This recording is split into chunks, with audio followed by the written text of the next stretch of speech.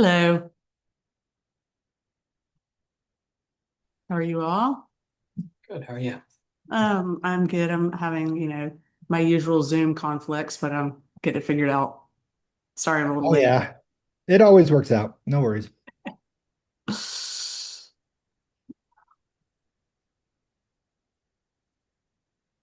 Ah. So are your classes and your grades done, Pat? Yeah, all done. That is How about you makes me guys? jealous. No, I'm not all done. Thursday, and I always go till the very last minute. Yeah, we were on some weird academic calendar this semester. I think they're going to keep doing it moving forward, but we came back for just like 1 week after Thanksgiving, and then they were done. It was so strange. Huh. Um, so yeah, we started a little early and got done a little early. Hey, Sammy. So glad you could join us. Hey, thank you. Yeah, I just thought I'd check it out and I promoted it, so I wanted to see what was going on. Awesome. Great. Great. I'm glad this all worked out. Um, Hmm. Let me make sure that our speaker has the right information. Hold on. Pat, how's the end of the semester treating you? Yeah, Elizabeth and I were just saying, yeah, things are done here. How about you? Yeah. Yeah. Pretty much wrapped up, although it already feels like the next semester is coming up, mostly in good ways. Like Yeah. things Yeah, track I'm just I'm getting having to away. deal with all the things that I put off in Yeah. that were not prioritized, and I'm like, oh wait, I forgot to do that. Oh Oh yeah, I yeah. forgot this. All I those gotta things. do this. So Yeah. it doesn't ever end, but the grading is done. That's exciting. I do find this is a great time of year for running across things that I've missed over the course of the year. So one thing I literally just discovered is a magazine on the immersive and experience world, which of course is interesting for us as we're looking to launch our journal. And this I found out through Agnese Pietrobon, who is a wonderful journalist based in Italy, who I've had a chance to chat with and meet at the Film Festival a couple times, and she's involved in this.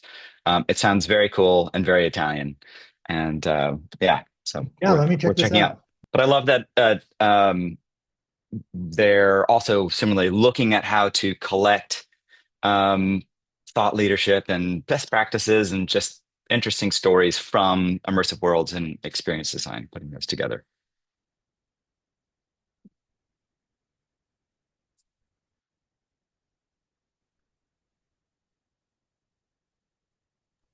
Okay, so we are still waiting for Michael to join us. But from what I understand, we're going to do a journal update. Uh, Michael Epstein asked if he could do that, but I haven't seen him come in yet. I think that'll be actually on our advisory board meeting next week. Oh, that's later. Oh, that's okay. That's next week. Okay, Yeah, got it. coming Got it. attraction. Okay. All right. Well, then let me just go reach out to Michael one more time. The speaker. Hold on.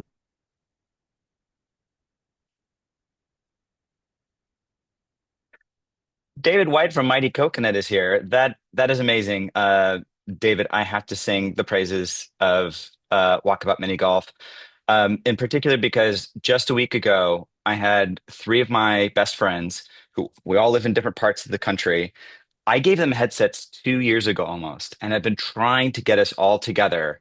Um, to hang out in space rather than the occasional we have a nice text thread going, but that's basically it. And we Yeah. finally got them all in there, and we had an amazing time in Walkabout Mini Golf. Oh, I'm so glad. um Yeah.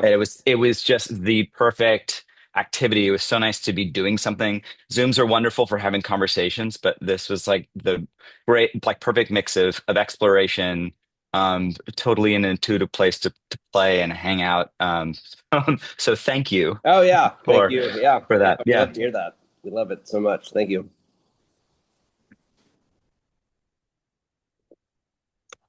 So I don't recognize all of these Zoom names, and I'm just checking to see if Michael Potts is here yet. Mike, are you here? Okay. He's not. I'm assuming he'll be here in just a second. That's our speaker today. So while we're waiting for him, since there's a lot of new folks here, I'll just give an overview of what IXAlliance is doing, and maybe those who this is the first time that they're here could, you know, just introduce themselves really quickly. So I'm Elizabeth Strickler, and I'm the programming chair of the IXAlliance. So I try to find people who will present great talks and explorations. And what we try to do is sometimes it's maybe a deep dive into a tool, sometimes and how it's being used and what it's good for, what it's not good for. Sometimes it's a case study of an immersive experience that somebody has created. And sometimes it's a theoretical, paper type of thing that people are trying to kind of work through. And then sometimes we do sort of more of a roundtable of a topic that we're trying to kind of navigate, like we did, XR in education this summer, trying to kind of navigate that. So those are the kinds of things that we do. But yeah, I'd love for those of you who are just joining us to just give a quick, hello, and this is who I am and why I'm here. I'm happy to start. Sammy Popat at the University of Maryland College Park. So we're right outside of DC. I'm in our Office of Innovation within the Division of Research, and one of my roles is managing our community for XR called Maverick, so the Mixed Augmented Virtual Reality Innovation Community. We have a variety of programs and focus areas across the campus. One of my colleagues, Jonathan Martin, who is involved with immersive media design, is also here. But just happy to be attending, learning more, and obviously supporting as much as I can. But yeah, thank you, Elizabeth, for the invitation. Great. Thanks for being here. I know who invited you. Hi, this is Eric Oxala. I'm with a company called RL Leaders. We look to bring the entertainment industry into projects for the government in terms of the national security world. We've been around for about 20 years, and we work with creative arts professionals and bring them into different consulting projects in support of the government. Great. Thank you. Different perspective here. Thank you. I can go next. Charles Wachiro, Director of Teaching and Learning at Carey Business School here at Johns Hopkins University. So we've been exploring with XR, VR, and so interested to hear more. Actually, some is network, and that's how I'm here. Great. Welcome, and thank you for being here.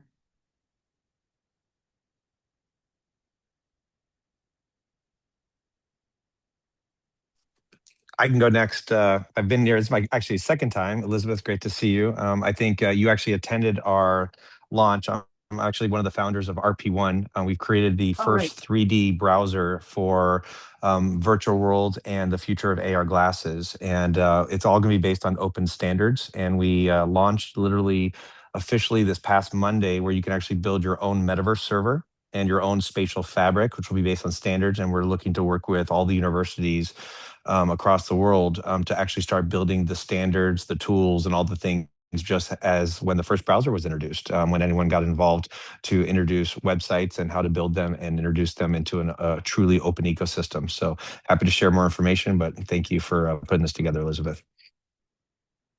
Thanks for being here. That was an impressive event, too. Thanks. I appreciate that. I'll follow that. My name is David Nassau. I'm on Sean's team with building RP1. And excuse me, I also run Austin's XR Mastermind meetup group as well. Nice. Anybody else? Our speaker is on his way. We had some Zoom confusion. I can introduce myself. Can you hear me? Yeah. Okay, I'm Heidi Schuster. I'm Director of Production Services at Twin Cities Public Television. And we are exploring kind of immersive content, as well as ways we can use AI in how we do idea iteration and production. Awesome. Great. Well, that was just the right amount of time to give Michael time to get here. Hi, Michael. I'm just going to do a very quick introduction and then let you take it away, if that's good. Cool. Michael and I met at the MIT Reality Hackathon. And we just had such a good, and we were hackers. We were the older hackers. And we had an incredible time. And I think we made something kind of really cool and incredible. And then we've stayed in touch since, and we both have gone back to the MIT Hackathon as mentors and judges, and hope to do it, continue to do that. But right now, I'm going to go ahead and let Michael introduce himself and start his presentation. Thank you. Can I just check and see, can you hear me okay? Perfectly. Okay, good. The reason why I ask is because I just moved my entire office yesterday from my location down in downtown Dallas to a shipping container.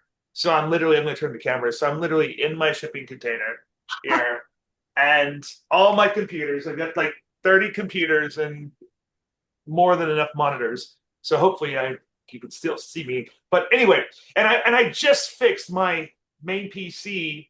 It had gotten a little bit banged up on the way over here. It kept locking up. ChatGPT, hey, my computer's locking up, but I know it's not overheating. What do you recommend? Reseat all of the RAM, reseat the GPU. And sure enough, that fixed the problem. So one more cool kudos to AI. And that's one of the things that we're going to be talking a little bit today about. And I just recently kind of worked on some slides, but if you don't mind, Elizabeth, can I share a couple slides? And I'm also going to be sharing a few videos along the way. Is that okay? Yeah, of course. And you should have sharing capability. Let's see here. I think I do. Yep, cool. All right. Well, apologize for the kind of lame slides, but hopefully they still make sense here. I just wrapped these up this morning. So yeah, my name is Michael Potts, and I'm not going to give you the sales pitch here, but I am going to tell you a little bit about my story here through the last 30 years of XR, because I have been working in XR and utilizing XR for quite some time. And the topic of today is why I've been trying to do this for 30 years and why it finally works now. ChatGPT came up with that title, and I liked it, but I also thought the why now is probably interesting and important. So why? I don't know how many of you are my age. I'm 52, but when I was 13 years old, I saw a Lawnmower Man for the first time, and I was really impressed. I'm like, man, that's cool.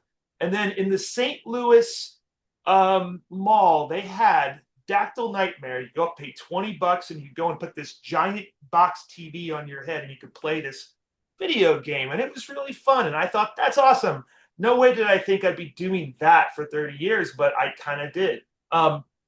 That's what this is. So I work in the world of virtual reality XR, but I've mostly been doing 3D content along the last 30 years. And the why does it work now? Why does it finally work now? And I'm going to get into that a little bit, but the why for me is the technology has finally matured, right? Like the promise of all of this has been around for a long time. And take it for someone who's spent a lot of money and made a lot of pitches. Having to apologize stinks, and it's something I've had to do a lot for the hardware. I still do a little bit, but the truth is that the hardware, the technology, AI, truthfully, is helping make us not have to apologize the way we used to. And the now, I would say, is today, this week, last month, the last couple months, maybe the last year. But really, it's going forward. It's now, and I hope for the future. So I'll give a little bit more about myself. I have a degree in architecture from Kansas State University. I work for large architecture firms as a specialist. I started my company 26 years ago in January, so almost 26 years. And for the first 20 or so years, I was working with virtual reality, but primarily our company's focus was in what you'd call architectural visualization. So if you've ever seen a fly-through of a hotel or a hospital or an airport or whatever, if you've ever seen a billboard on the side of a building or like on a fence that shows what that building's going to look like, that's what I did. But at the same time, I was also working with virtual reality because I was a big fan of it. And so one of the things of owning your own company is you can siphon off a little bit of the money to things you want, like high definition TVs and virtual reality equipment and so on. So I was doing that over the last 25 years. And around 2020, we were already kind of working with HoloLens and the Magic Leap and all the different devices, and we had been for quite a while. We started to get an interest in enterprise companies coming to us and saying, hey, you can build these great virtual reality things. Can you build one for our corporate event? We're going to do a sales presentation. We're going to do this. We're going to do that. We need to do a virtual reality because we don't want to put all the people in the same room, or we don't want to fly. We had some stuff in Australia where people didn't want to fly from wherever to Australia because they had some serious lockdown. So all of a sudden, we started to work with virtual reality with corporations. Then in 2020, late 2021, I think, Mark Zuckerberg changed the name of Meta from Facebook to Meta, and really just ignited this metaverse hype that just kind of came out of nowhere. Maybe some of you are familiar with it. And it was an insane experience for us. Like the first month, we were just getting left and right requests for all these different things. And so, yeah, we worked with Ringo Starr. We worked with Floyd Mayweather. We got to work with Cheech and Chong and Chanel, the United States Olympic Committee, Utah Jazz. And it was just kind of like everywhere we were going, because we had sort of been on this one platform called Spatial, and we had been there for a while, and we had a lot of content and a lot of corporate experience already early in that time. But the past 3 years, we've seen significant decrease in interest in enterprise in the XR space. And I think a lot of it happened at the same time you saw a massive increase in interest in AI in that same space. So there's a lot of people on LinkedIn that I see that were metaverse experts in 2022 that are AI experts in 2026. And that's just how it goes. But we really were not AI experts. We really were XR and virtual reality experts. So I'm going to talk a little bit about why this moment matters, but while I'm here, I'm just going to show you, like, this was my very first VR headset on the right-hand side. I bought it in 1995. I think it was $600. It's called the Virtual IO Glass. It was actually pretty cool. It had a it had a 3 degree of freedom tracker, so you could look left, look right, you could play video games. Again, that's 30 years ago. And I had been trying up until that those early years of trying to get architects and to get architectural design to utilize this technology to sort of like, hey, let's use this to explore the design. Let's use this to develop the design. And, the devices were pretty wimpy. And the truth is it was a challenge. The device you see just below it was my second VR device. So the first one above was $600. The one below was $24,000. And in fact, the entire setup, the whole thing was $100,000 because you had to have these scientific grade infrared trackers that you'd set up in a room. And it had 6 degrees of freedom, and you could walk in a space about the size of a basketball court. And it was actually pretty impressive at the time. But the truth was, I had to take it all over the state of Texas, and everywhere I'd go, I'd try to get my engineering clients, my architecture clients, my construction company clients, and everybody else to buy into the idea of this is the best way to visualize how your new construction or how your new project, your new bridge, your new light rail station or airport can look. And it worked. But the problem was the device was heavy. It looked like it belonged in a science lab. You can see the kind of cable that you have down there. It looked like a garden hose, and it wasn't very comfortable. It was 1280 by 720 per eye. It was stereo. It did 6 degrees of freedom. You could actually have some input in there. You could have a little device, but I had to basically apologize. And I kept I kept hearing people say, "Well, call me back when it's wireless. Well, call me back when it's 1080p. Well, call me back when it's not so uncomfortable." And at the time, I had just sunk $100,000 into this, and I'm like, "Oh man, this sucks." Like, when am I going to call you back? And the truth is, I'm going to call you back in about 15 years, and that's kind of what happened. But the truth is that even 5 years ago, the devices still weren't quite up to the point where they would really match the goals. They could do a lot, But enterprise, I think because of COVID and because of their need to sort of explore this technology, and I think COVID just kind of accelerated things. They got into it, but when everyone got their shots and people were going back to the office, I think the interest kind of dropped off a little bit. So the main thing I've always tried to convince my clients, and my clients now are all across the spectrum, from entertainment companies to enterprise, is that, you know, these devices can be valuable when you're trying to make a big emotional presentation or connection. If you're trying to explain something and you want to go further than just PowerPoints and single renders and short videos.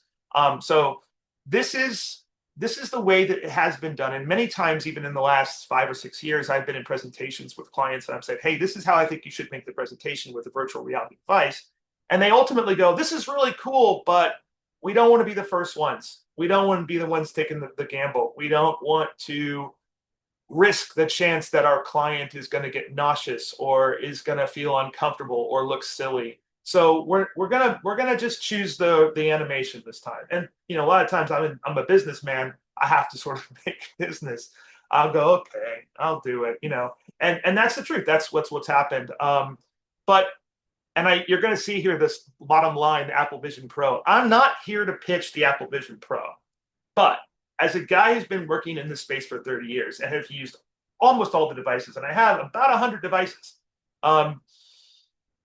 it is the first time I've ever come across a piece of technology that does XR, virtual reality, augmented reality, that really elevates the experience to the point where it kind of meets the promise. Not all the way, but it gets pretty close, right? And it does some things that really no other devices ever have. So again, I'm not here to pitch you guys Apple Vision Pro, but as a person who's been doing this for a long time, I can say the device is the best solution I've got right now when I'm trying to explain to a client why they should use it. And if I ask myself, I'm like, am I biased on this? Am I just a fan of this because it's the coolest new thing? The thing about that is I start to look around at other experts with a lot of experience in the space, and I see that they come to the same conclusion. And that gives me some confidence that I'm not just sort of this fan, because quite frankly, I'm not a fan of Apple. I have almost all my computers are PCs. I've almost been entirely a PC person for the last 30 years. But the truth is that they've just made a great device. It's expensive and it's a little uncomfortable. It's a little too heavy. There are some legitimate challenges, but there are some things that it does really, really well. You may or may not know this, but the Apple Vision Pro has a very, very nice, intuitive user interface where you don't really have to be thinking too much about how to use it. It's a little bit of training, maybe a few minutes or maybe 10 or 15 minutes, and you can figure out how to use it. So there's no controllers, there's no room setup. It's not made for games. It's not the kind of thing that's I said it's no intimidating factor here. I've put it on my 88-year-old mother and she loves it. And it is something that is a higher experience. So you can feel comfortable putting it on the heads of CEOs, of CTOs, of senior staff. And it is a different version. It can be, for those of you who know, Apple Vision Pro, it typically default sets up in an AR environment. You put the goggles on and you can see around you. So you can see VR if you want VR, or you can see the world around you if you want. And the other thing that they recently did, and this is maybe my slides aren't doing a perfect job here, but they had, when they first came out, what was called a persona, which is an avatar that you put the headset in front of you, it takes a scan of you, and it did a decent, kind of mediocre quality job of getting a digital copy of your face and your mannerisms. And they used AI recently, and they've made a major update, I would say, I think about 2 or 3 months ago, to a version that now the avatar looks incredible. And it's almost like you're in the room with the same other person. And so now you can have meetings with people where it feels like they're in the room with you, and you can have up to 5 people in the space with you. You can see their mannerisms, if they yawn, if they wink, if they're not paying attention. If they're looking at their phone, you can tell. You could even tell if they're just sort of itchy in their face. You'd be able to tell that. So the experience is all of a sudden much, much more real. And the other thing Apple just recently did was they allowed you to share models across space in real time with what's called spatial anchoring. And I don't want to get too technical with you, but essentially what that lets you do is it lets you see the exact same model, even though you're in another location. So, for example, we've been pitching to Disney the last few weeks, ever since Thanksgiving, and we've been taking it to Disney Tokyo, Disney Orlando, Disney Shanghai, and Hong Kong. And I'm in these calls at like 2 o'clock in the morning, and I put the goggles on, they put their headset on, and I see them, and they're in the same space with me in my house. And we bring up a Disney model, and we can see the same model together, and they can look at it, we can scale it up, and we can see what it'd be like to stand there right there at it. And that really wasn't possible in July. That's possible now. So suddenly we have this new sort of improvement in the technology, and the people who didn't really understand that was there are now realizing, oh, this can do the things we want it to do. So you can gesture, you can point, you can look at the whatever the content is that you want to in the same orientation with people and have a conversation, and it feels more like they're in the same room with you than they're on a good video call like we're on Zoom right now. And so the fidelity, the quality of the experience, the detail level, the resolution, how easy it is to see texture, material, it's all finally there. And I will say, I just want to make a statement that I try to back away from just always saying this great stuff about Apple. Samsung and Google have come up with a new device as well. It's the new, I can't remember what they call it, Galaxy XR device. But it's a great new headset. It's about half the price of Apple. It has a lot of the similar features, same resolution.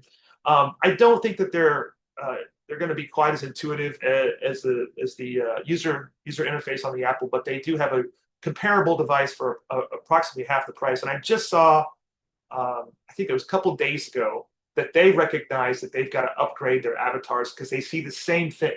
The avatar is one of the things that makes it so impressive. And there was a really good interview last year or earlier this year with someone who interviewed Mark Zuckerberg in what they called a Kodak avatar. And every time when it first came out and people saw it, they were like, "Oh my God, that's incredible! That's unbelievable! That's a long ways away." Well, actually, on the Meta device, maybe, but on the Apple device, it's pretty much here now. So we've kind of crossed that line. Yeah, and so the other thing is that we're showing the teams at Disney, and I think we're starting a project with Disney, and we're doing a project with Busch Gardens, where they're going to be actually able to, if I could just describe it for you, and I'll show you in the video here in a second. They can see a scale model of their project. So, for example, I won't give specifics. I don't want to sign an NDA what they're focusing on, but like they can see is an area of their theme park, right, where they're going to make some improvements and some design changes, and multiple people from different parts of the country, different parts of the world can all see this model simultaneously. Now we've got a little pen. You can grab a pen and you can sketch over it. We can all talk about it at the same time. They can make notes. But one of the cool things you can do is you can switch from augmented reality to virtual reality. So with the press of a button, you can go from seeing this model that's, let's say, 10 by 10 feet with, let's say, animated fountains and fireworks and all kinds of cool stuff, to then going down to pedestrian level and seeing it at eye level and feeling what it's like to be standing right in front of, let's say, this new signature fountain or this new big, sculpture or whatever. And then again, we're all in that space together. We can see it, and then we can zoom in and out or see it at different scales. And the other thing you can do is you can like asymmetrically meet in this environment. So one person can leave notes, someone else can come in later and see the notes that were left in 3 dimensions on that 3-dimensional model. So here we talk about, in the middle of my slide here, who does this impact? Well, this impacts architects, designers, engineers, owners, operators. But honestly, I'd say anyone who's trying to make a presentation that convinces someone to go after something. So I had a guy reach out to me today. He wants to build a large automated parking building. And he's not just got the problem of explaining the design and the square footage, but also explaining how it works, because that's part of the equation. So you can explain how it works, and you can show that in an animated model of this automated parking system, but then also go down at eye level and see what's it going to be like for the experience of a person who's parking their car.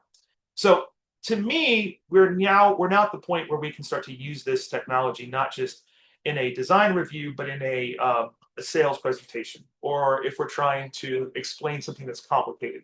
Like I've done some work for data centers before, and they're always trying to explain, how does the data center work?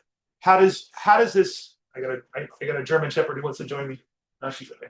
How does this data center work? And like, what features do we have that are better than others? Although I know that data centers are they're controversial to some degree right now. And there are some advantages that you can use when you have this tool that also can not just share scale and perspective, but can also share options, right? So it'd be fairly quickly to say, for example, with these Disney projects, let's see it with this option here. Let's see it at night. Let's see it on a crowded day. Let's see it on an empty day. So those are just some of the things you can do. Let me say, yeah, there are people who Hey, say, Michael? Yeah, We have a question. Yeah, go ahead. Sure. Go ahead. Oh, Aaron? Hi, Aaron. Awesome. I'm sorry. Hi, Michael. How are Hi, you? Aaron. Good. How are you?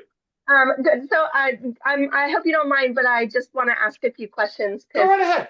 Yeah, of course. So especially like we were talking about the high fidelity and how it looks so authentic and real. And, I'm just got to be devil's advocate here for just a minute, because I remember when we were at the Innovation Lab, Cisco sold us hard on a telepresence room, so much to the point where we took it off. We built an entire telepresence room. Everyone talked about how it made it feel like you could see the skin tones all the way down to the wrinkle, and it was high fidelity. And no one really used it. Even though we really promoted it, we tried getting people to come in and use it. Yeah. And I think about that with Apple. Okay, great. I can follow along. It's a headset now, so we don't have to have people come into a room and have that type of high quality. But Apple is super expensive still, so it's not for the everyday mainstream.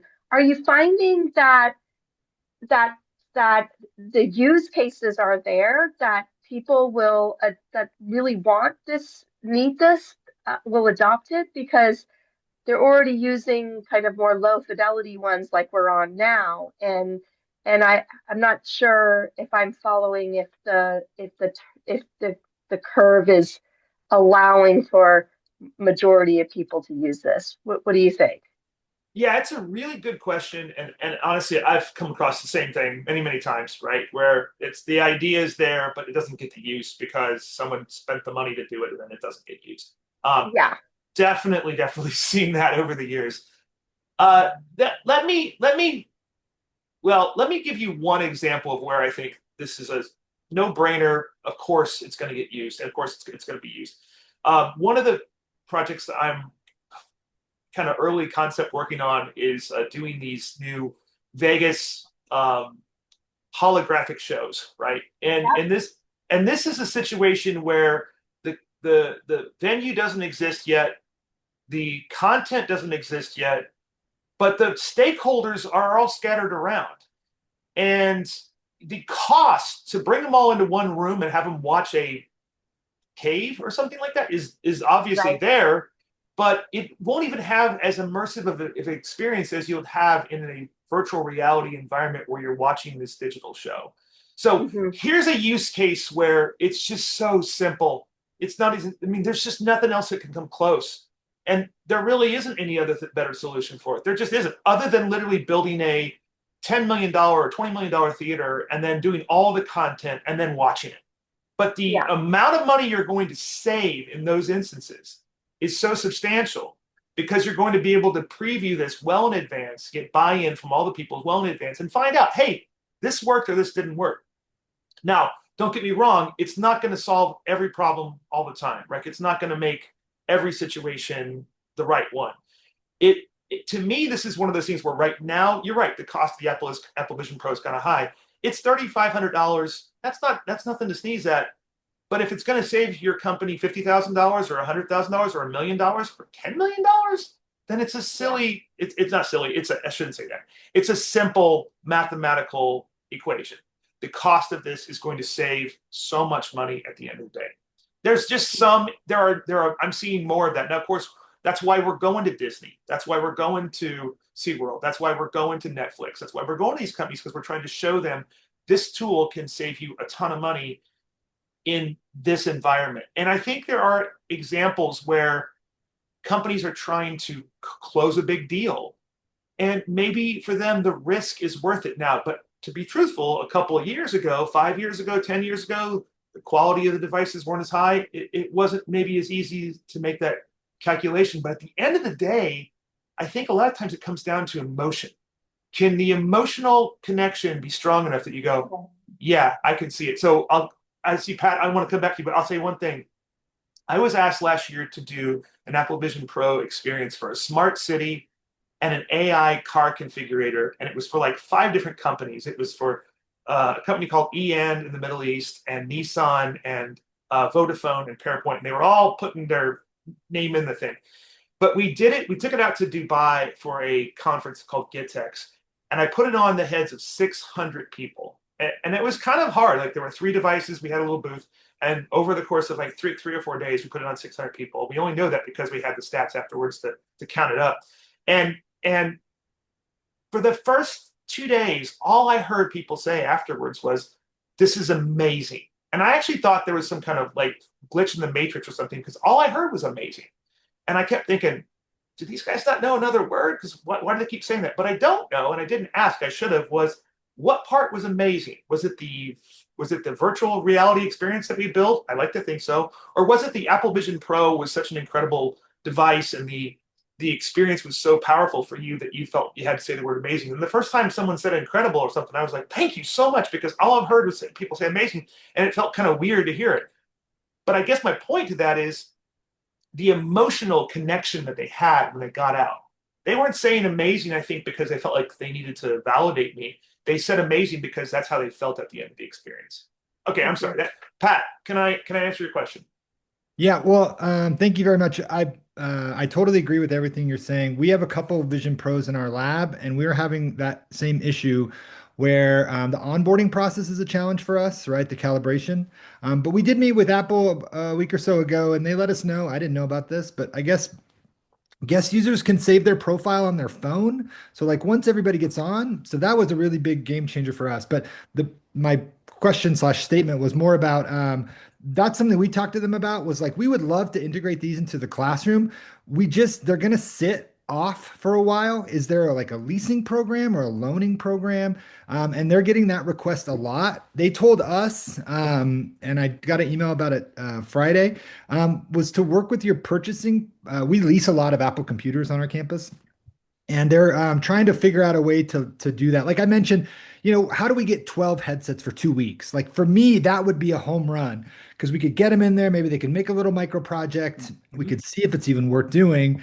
For all the reasons you mentioned, it's a lights on experience for students. It's what they're going to get next, right? So I think just for those others who are teaching, or for whatever like budgetary concerns, I think they're willing to look at alternative ways to get more of those in the classroom. And also, I think they're also really interested to hear how how teachers are interested in using them. And from like a purchasing or university standpoint, showing how like, we play with it this way, but engineering might want to use it this way, and theater and dance might try this on there. Cinema might do something here. So really kind of like leveraging that stuff, I think that's how we were able to get to in the first place, was having that conversation. So I think that's one thing I would mention. But I love what you're talking about. I agree with you 100%. I think however you feel about Apple or any of these other companies, it's an amazing device that if you are a student and you've tried all the we use Quest a lot as well, it's clearly a different experience. So anyway, kudos. I'm excited to hear more about what you guys are doing. Well, and listen, I think Apple should get behind education more and get them in the hands of people. I mean, it just makes sense for them to do that, because then they're going to have more experienced people who know how to use it, or have come up with new solutions or new ideas.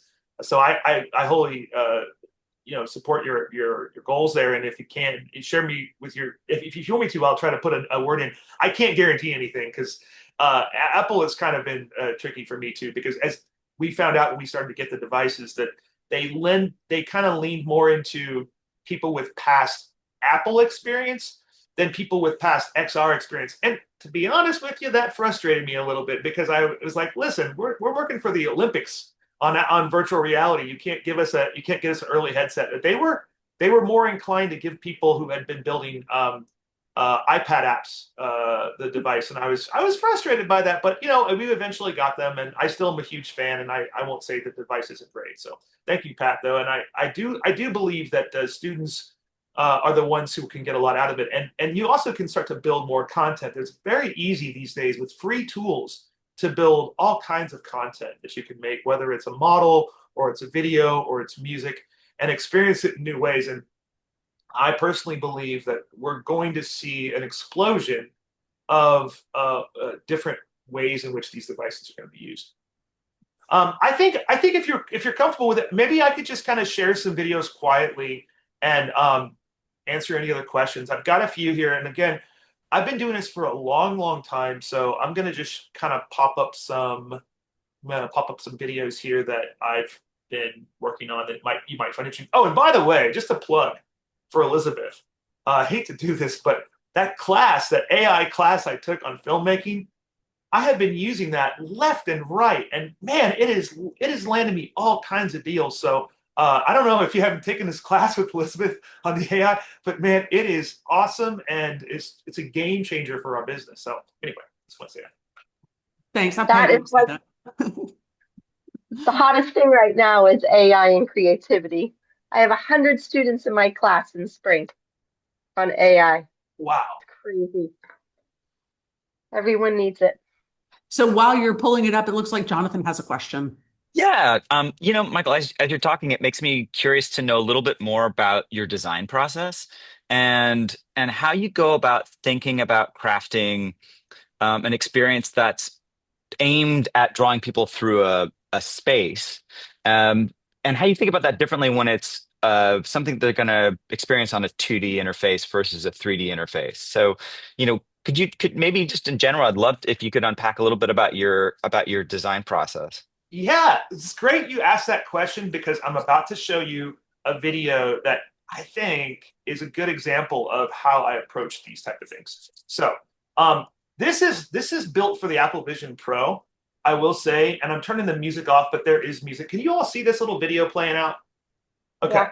This is a 360 stereo 8K video, and I always wanted to go to outer space. I went to space camp when I was a kid. I went to Russia and studied their space program when I was in high school, and I always wanted to go to space, and it's probably not going to happen, right? So I decided to build a virtual 360 tour of leaving a space station, going around, and basically flying around the Earth and seeing the sun and going behind the moon. And I had to put little micrometeoroids.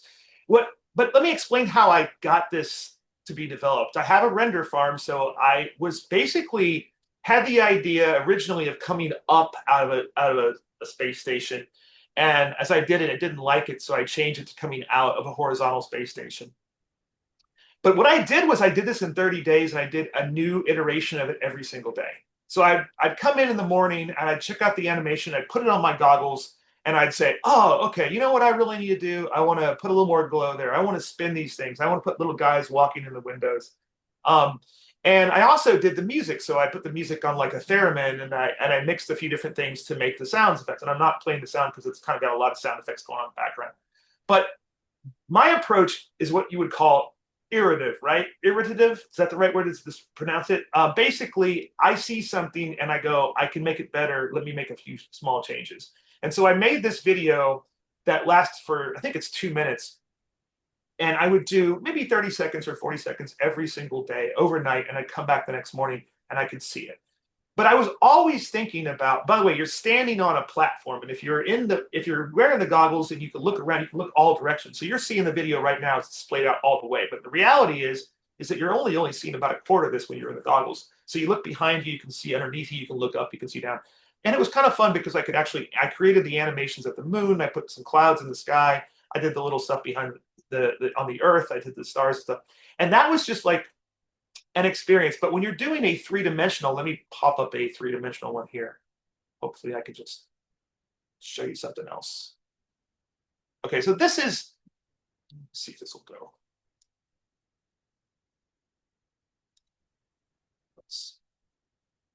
So when you're doing a three-dimensional space, what I always try to do is to try to look at it from a variety of angles and use the views that you're going to be seeing in the camera, or use the goggles to sort of pre-visualize it in different locations and think about what the user is going to be experiencing. Now, do you see my little theme park here in front of you?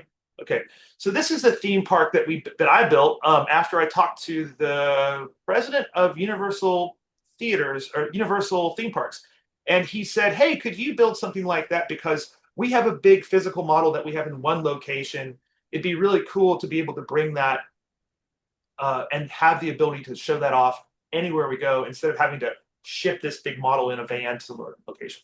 My video seems to be locked up, but anyway, you get the idea. So in this case, you've got a. Let's see if I can. Seems like it's locked. Let me try to. If you put the Vimeo links in the chat, I can maybe play them from my computer. Okay. Yeah. Let me do that. Let me do that. I'll put the Vimeo links in the chat. But I love the tabletop mixed reality that you have there. My friends do it with D&D all the time. They're doing projection mapping D&D like that, which is so cool. It's a lot of fun, and it's again, we like to mix that up between the virtual reality where you're in it, and then the sort of the tabletop where you're watching it. Yeah, I'll put some links here. But I think back to that question, I always try to approach it from what's it feel like from the viewer right here, right now.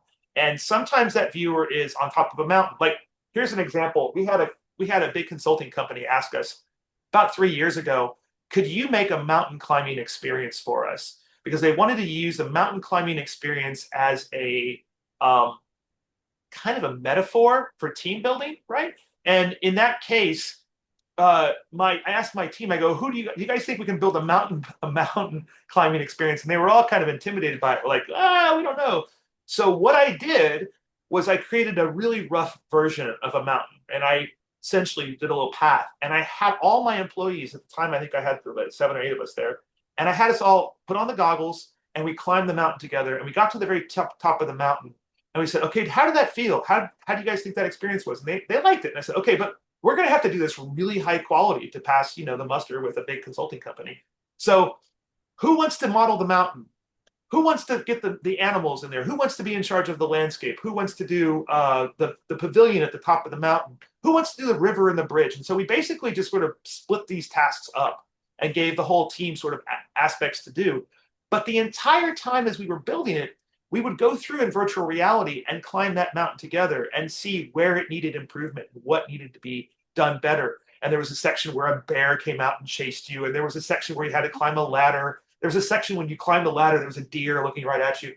And people loved it. It was fun, but it was using virtual reality, not just as the presentation, but using it as a design and the experiential tool to refine the design as we were going through it. So climbing this mountain together as your team, you would get feedback. So when we showed the consulting company like the halfway point, they were like, "Awesome, could you put this here? Could you put there?" But we already knew we were in good shape because they were pretty happy even at 50% point. Hope that answers your question. I'm going to put a few more links here in the chat. Some of these are new. Did you release that game, Michael? The mountain climbing one? Did you release that game? No, we built it. We built it for a consulting company. We got to do work for, I think, almost all the consulting companies in 2022 and 2023. PwC, Accenture, Deloitte, WePro, Capgemini, Ernst & Young. They all were doing something in those couple of hot metaverse years where it was like everybody was doing stuff in the metaverse. That was our time when we were working for all those guys. Yeah. Maybe a quick follow-up question. How do you choose where to start the experience, right? Like, it was just interesting even watching the Vimeo video, because we started at this sort of bird's eye view, and then it looked like where the video is going is that it's then kind of like drawing you in further.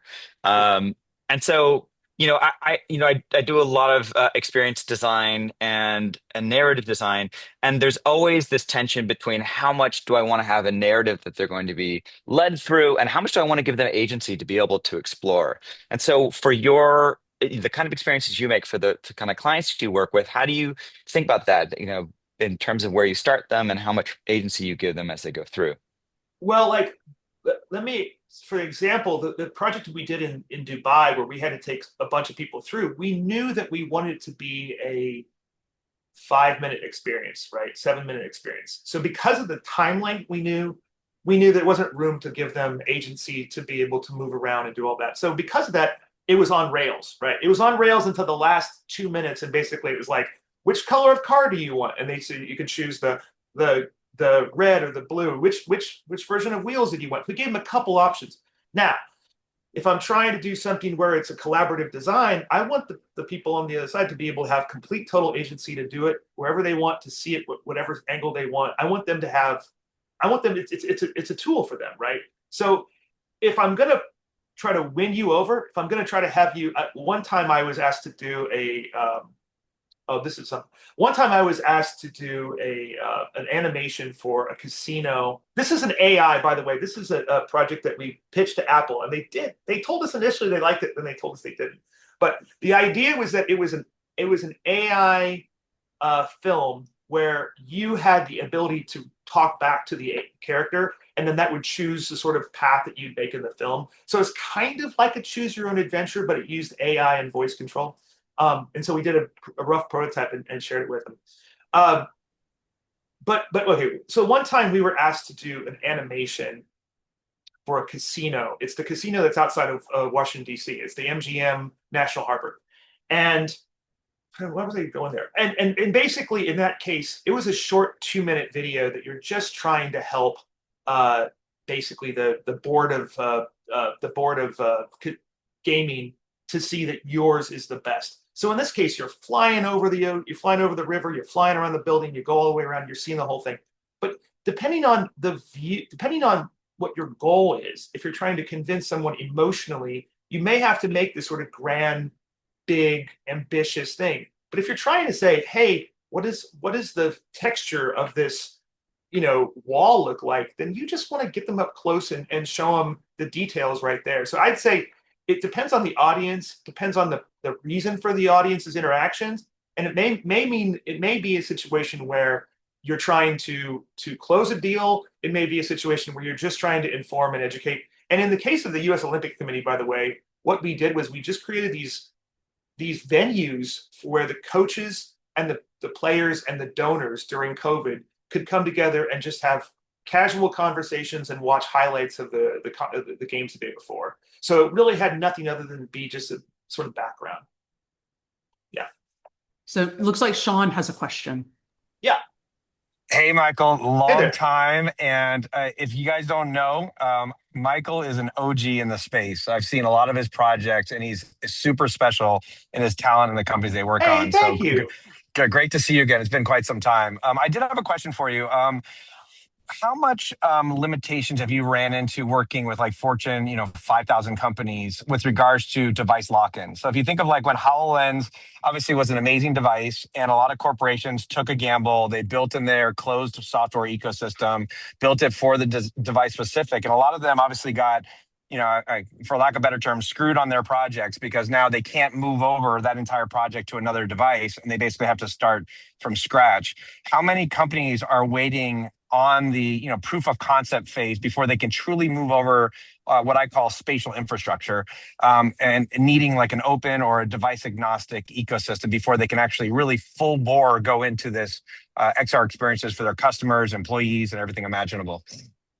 Yeah, it's a really good question. And I will say we have worked with a bunch of Fortune 500 companies, and we've gotten across the board different answers, right? So like some companies, I think a lot of it comes down to is there a champion inside high enough up that can say, we're doing this? If that happens, you're usually going to go in no matter what the device is. But sadly, we've watched over the course of the last 5 or 6 years, a lot of innovation teams, especially those that are invested in one technology, either one software solution, hardware solution, or whatever, get shut down. And it stinks because all of a sudden you've made this relationship with this big corporate team, and everyone likes each other. We're sending Christmas cards. Next thing you know, you get a call, hey, everyone's gotten fired. Like, oh, geez. That's happened more times than I'd like. That said, we're going around right now with the Apple Vision Pro, and everyone's buying in. I mean, we're not getting any pushback anywhere. I think it's just because that notion of the avatar, the ease in which the avatar interaction is so strong is there. But there's no question. There's friction, and there is some question about how can we use it.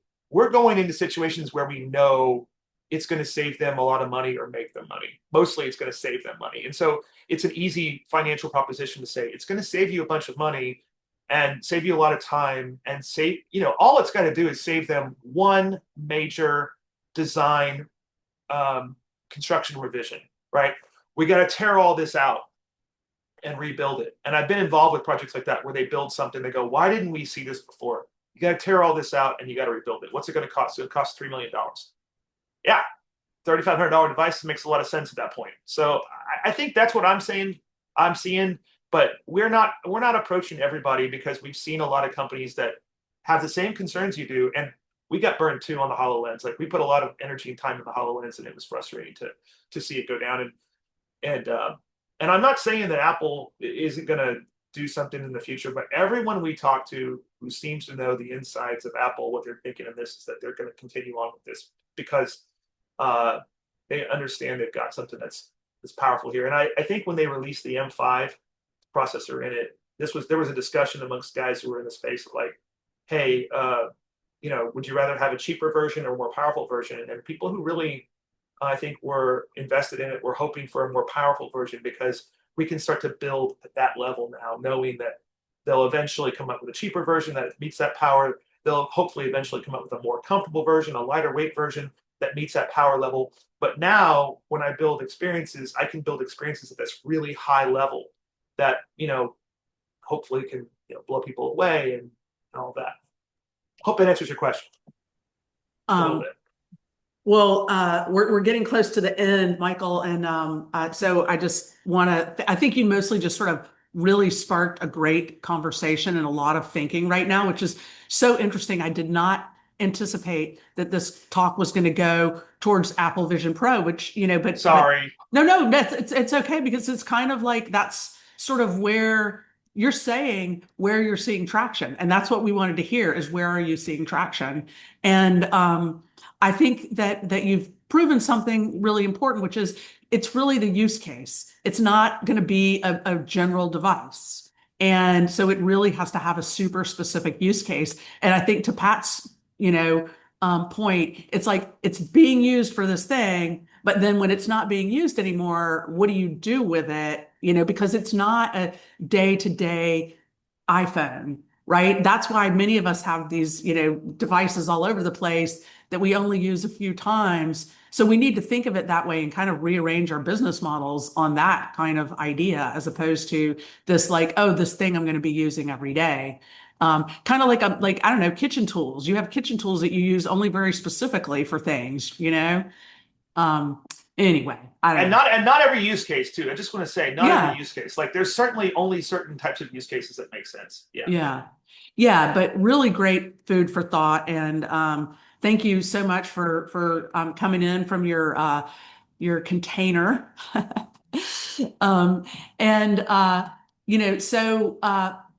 This is a great time. I thank everybody for coming here, and thanks for everybody introducing yourselves. We're always looking for people who are diving deep into different aspects of immersive experiences. And I've posted the sign up here in the chat because I'm arranging together. We're all arranging for the next year's worth of content, or maybe at least the first 3 or 4 months. So please do even if you just have an idea or a question, reach out to me or fill that out and I'll get back to you. And let's see.